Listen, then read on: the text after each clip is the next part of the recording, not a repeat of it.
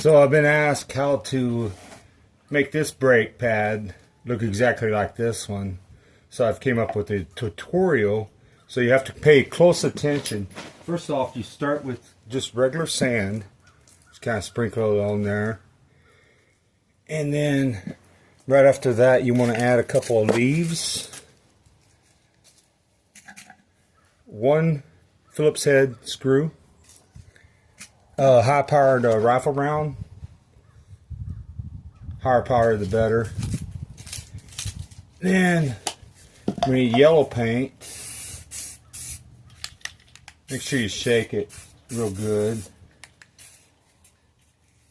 And then that's at the end. Oh yeah, we're gonna do sawdust now. Just a sprinkle or 3 or 5, somewhere in there.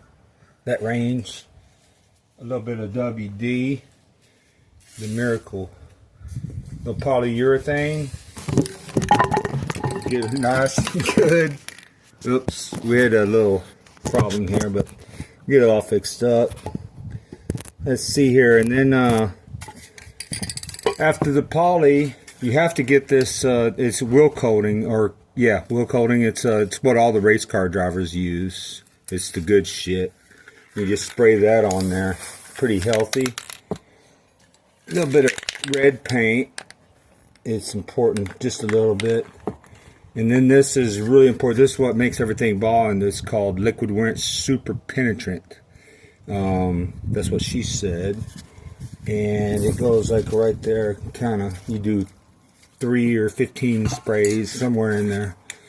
And then this blue. It's really important you get this one, because it's not blue, but it's black.